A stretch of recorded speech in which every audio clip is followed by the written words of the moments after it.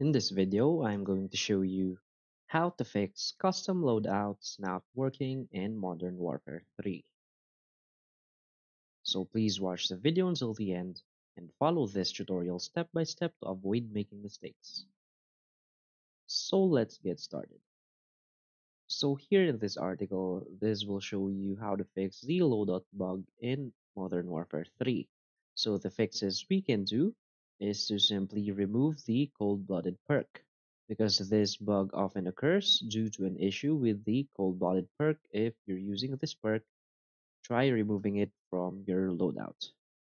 The next fix we can do is to adjust the settings in zombies mode, because another possible solution involves the zombies mode, and some players have found success by turning off the free loadout option in the zombies lobby. So the next step is to recreate the custom loadouts. So first you want to go to create a class in Modern Warfare 3, delete the affected class by pressing Y, and create a new loadout from scratch and save it. Now the next thing we can do is to clear the game cache. So for PC, you want to close the game in Steam, delete the app cache folder in Steam's installation folder, then restart Steam. For PlayStation, turn off the console, unplug it for 30 seconds, and restart. And for Xbox, go to Settings, go to System, Storage, clear the system's cache, and restart.